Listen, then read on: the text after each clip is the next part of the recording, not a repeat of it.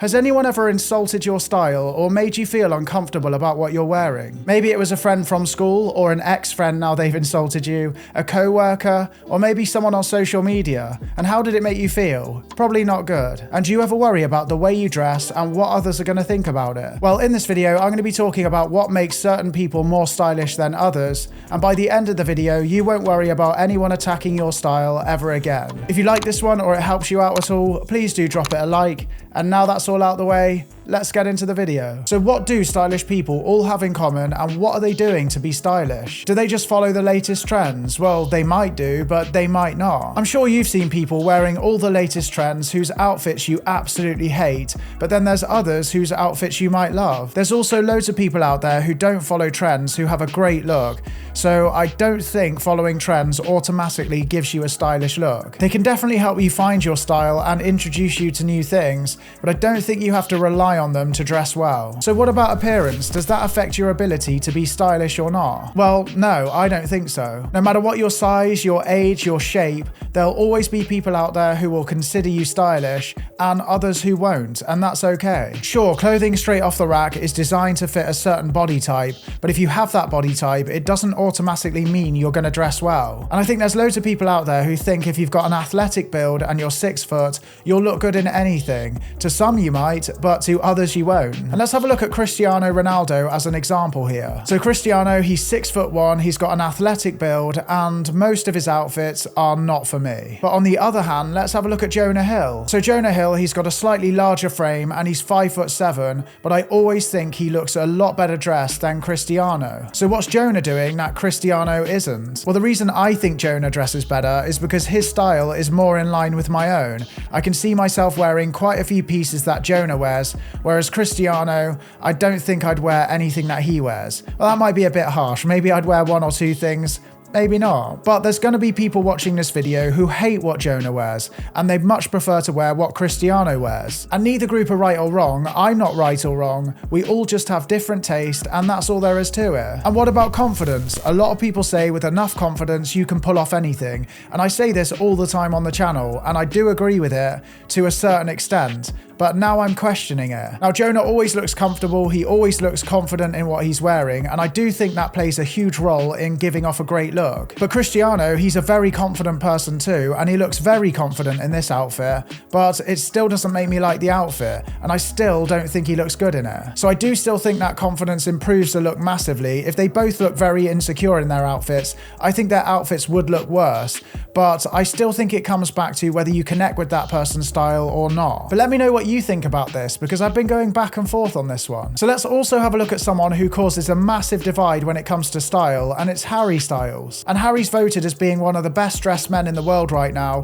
whether you like it or not. But even though Harry is voted as being one of the best dressed men in the world, he probably gets the most negative comments about his style in the world as well. It's even caused people to get really angry, and if you're one of those people, what are you doing? It's not that deep. Calm yourself down, have a Horlicks, have a bath, put some Radox in it, and just chill out. Now, I can see why people have a hard time relating to his style, because it's quite experimental and it's different to what you see every day on the street. And you've also got to remember that the more experimental outfits that Harry's wearing, he's only wearing them on stage. When you see him in the street, he's normally in a pair of tracksuit bottoms and a hoodie, but I think a lot of people forget this. But yeah, it's funny how one of the best dressed men, according to a lot of people, also gets the most hate and negative comments about his style. And he's probably had more negative comments about his style than all of us put together on this channel. But have they stopped him wearing what he likes to wear? Absolutely not. And also A$AP Rocky, he's another stylish person that comes to mind that I want to talk about. Now, Rocky likes to experiment a lot and wear fashion forward pieces, but unlike Harry, a lot of his clothing is easy to wear, so it makes it a lot more relatable for most people. His style also crosses over into a load of different fashion niches,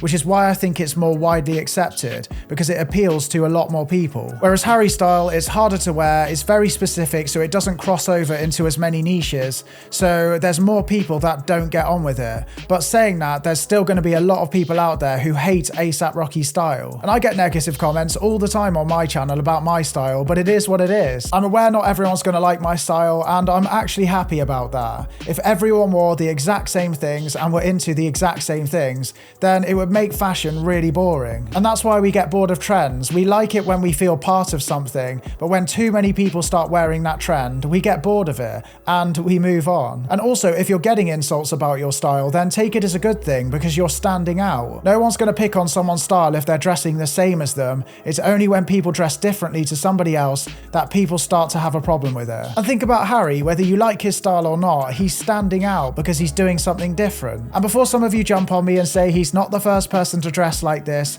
I know he's not, but he's definitely dressing differently to most people out there. Another thing I hear all the time is that you need money to look good. So not the best example because he's definitely got money, but Shia LaBeouf springs to mind. Now, even though Shia probably has a lot of money, I don't think he's spending that much on his clothing. Most of his clothing looks like it's thrifted, and a lot of people admire his style. And you could recreate Shia's looks for an affordable price by popping down to your local charity shop or your local vintage shop. But I think the reason people love Shia's look so much is because it's so simple, it's so normal looking, and it's so easy to recreate. You don't need to buy loads of expensive pieces to recreate this look, and you can wear this look at any age. If you can think of a better example than Shia, then do let us know. Shia does have a lot of money, but it's not the point that I was trying to make. But what do Shia, ASAP, Harry, and Jonah all have in common? Well, they've got a signature style that appeals to a wide audience. So if you're doing your own thing, you'll always get people who are drawn to it, but you'll always get people who aren't going to like it as well. And that's just the way it is. And there's never going to be anyone on earth who everyone likes their style. There'll always be people who hate it. I think the more relatable and accessible a style is, the bigger the audience is going to be who like that style.